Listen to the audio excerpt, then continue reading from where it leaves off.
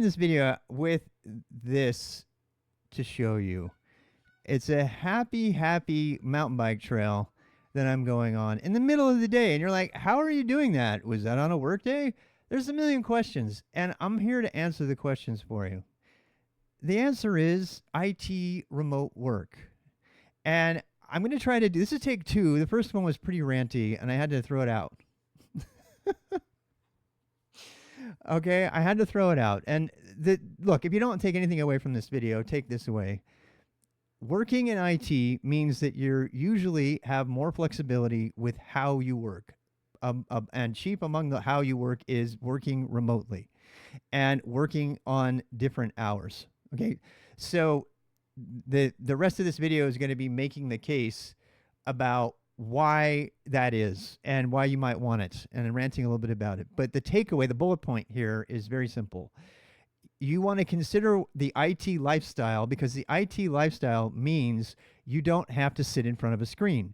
You're more likely to be able to work from home, to have better work-life balance, to go outside during the daylight hours, and basically to be a better, happier, healthier human being. That's the reason to consider the IT lifestyle. And I'm going to follow that up by saying I don't like working in front of a keyboard.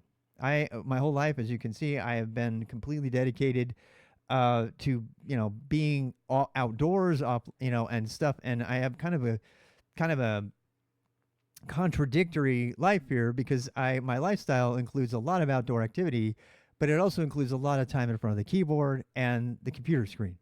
And reconciling those two might seem weird for an IT professional, but I can tell you right now, and by the way, if there's anybody watching this video right now who qualifies, please raise your hand. If you are an engineer, and one of the reasons that you have remained an engineer is because it allows you to have an outdoor lifestyle, raise your hand. I don't know how many people are there. There's not that many people watching right now. But if you are one of these people, please let me know. If it's in your comments, please put it below. This is a totally non-scientific sort of thing, but there are a lot of people. In fact, Clutch comes from a long, his Clutch, I'm gonna dox you. Clutch's dad was on a competitive kayaking team for a nation that shall not be named.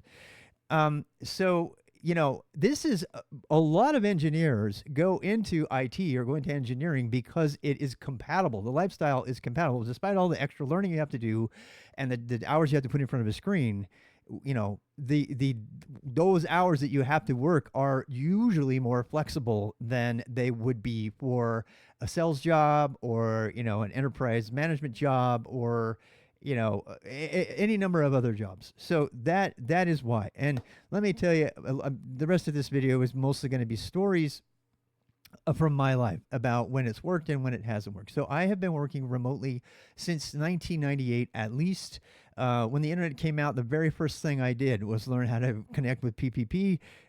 Some of you don't remember that, with my modem. And I did a lot of work. Even when I was in college, I did a lot of work from my really old PowerBook. Yeah, it was called the PowerBook back then.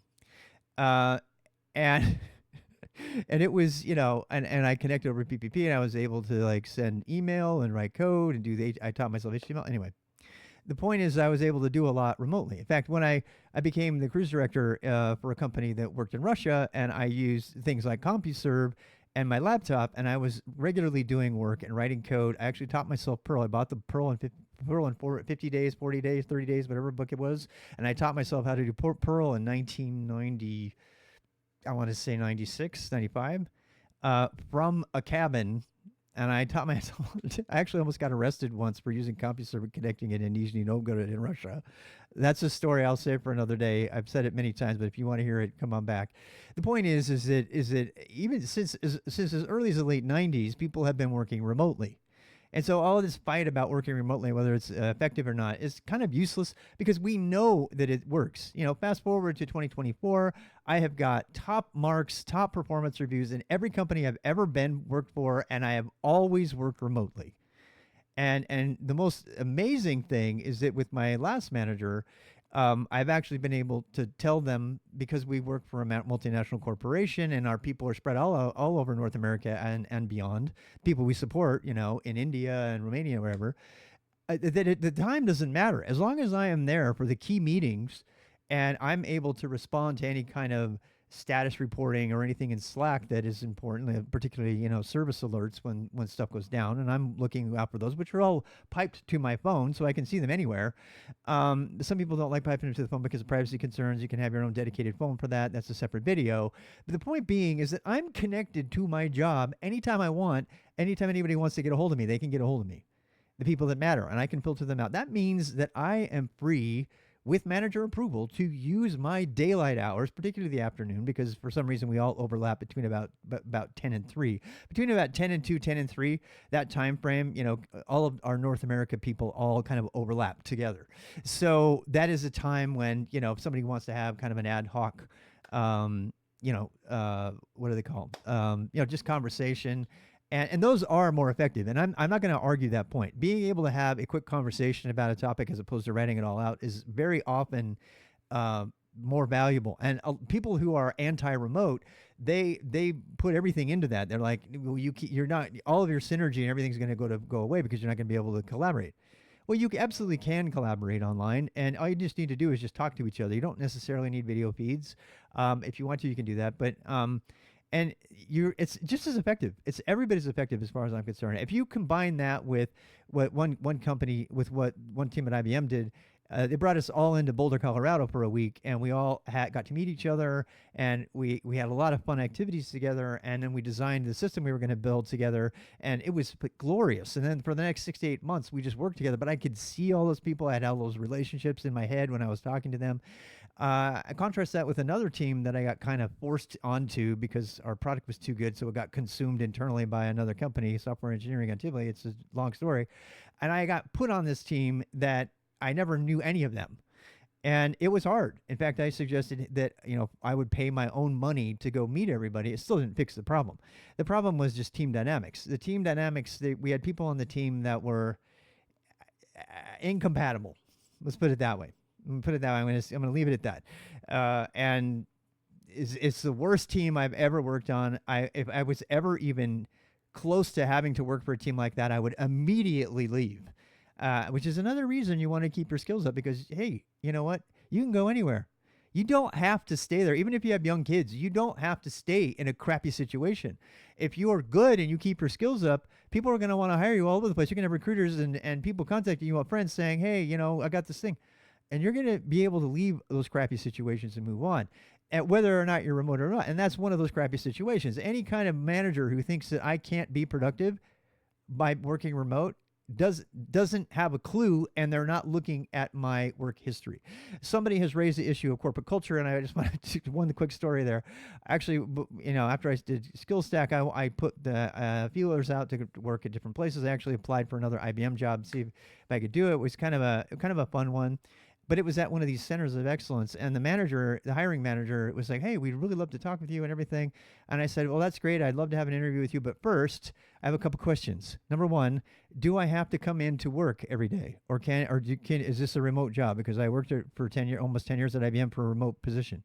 And he goes, oh, and he answered, I'm going to paraphrase here, but he answered and said, our team culture, it requires us to be in together to get the most effectiveness. And I went, thank you very much. I'm no longer interested in this position. And that was it. And he sent me back this big long email saying, are you sure this is a really great position? This is phenomenal. This team is amazing. Why would you not want to be on this team and everything? And I just didn't answer. I'm like, if you think that your culture can't survive working remotely, that's fine. And maybe that's true. And if if your entire team is composed of people who can't work remotely on their own independently, who have to be cubicle bothering everybody else from their cubicle next to them, hey, I don't want anything to do with that culture. Oh, hell no. You know what I'm talking about. Hey, what's up? It's like, it's the same people who have to go to like these co-working spaces because they don't feel like they're getting anything accomplished unless they're like, shooting the shit with their neighbors. They're not really doing anything. They're just talking. And then they think they're getting stuff done because it's all urgency. And look at all the things we did. We had 5 conversations. We had a meeting over here. I networked and I met all these other people. Okay, but how much code did you produce? And how much progress did you make on the projects we were supposed to do? None. 0. And you know how many times I've seen these teams before? Okay, I'm getting ranty again. I'm getting granty again. It's like this is the same reason I don't like conventions. Sue me. Unpopular opinion. Conventions are a waste of time. Every time I say this, somebody out there goes, but what but what about meeting all those awesome people at the convention? I'm like, okay. You know how else you can meet people? I don't know. Live stream. Go to a meetup. There's a million cheaper ways to do it. They're not going to cost your company money. Just own it. You want to go to the convention because you want to party.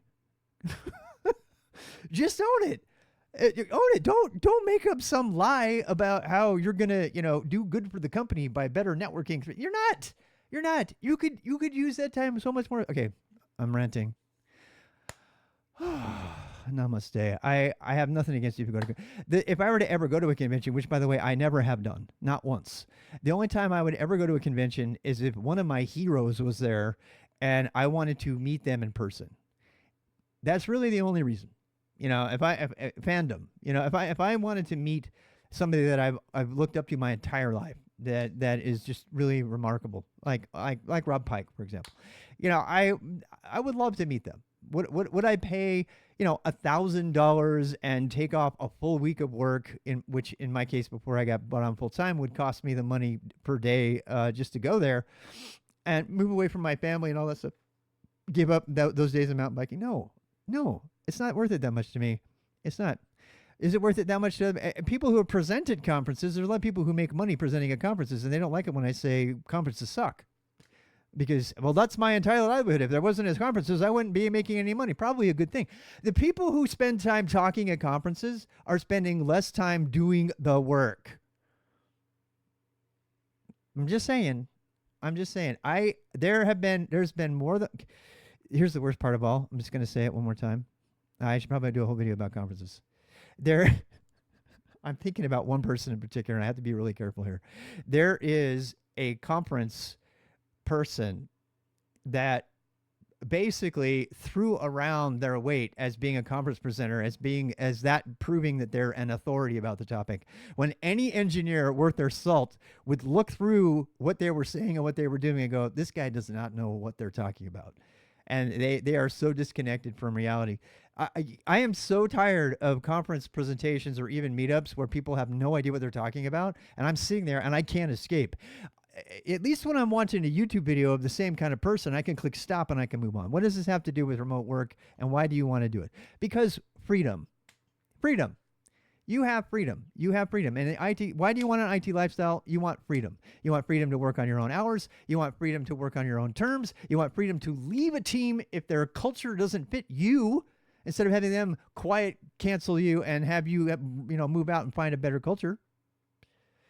This is my opinion. There are plenty of popular opinions out there that are contradictory to mine, some of which have been, I think, mentioned on the screen here. You can go read those things. You can read the comments. But the number one reason you want to do an IT lifestyle, in my opinion, is freedom. And that freedom comes from that. It's the ability to work during, work indoors when it's dark and be able to go outside while there's daylight. I value my daylight. And my manager is totally fine with me using that daylight for fun things, as long as it means that I can still produce for the company. And I do regularly, and I get top marks for it every time. So as long as you're committed to being a trustworthy employee, and then it's one of the best advantages. That's all. I don't know if I want to even read the comments right now. I'm going to go back and read them a little bit later. All right. That's all for that video.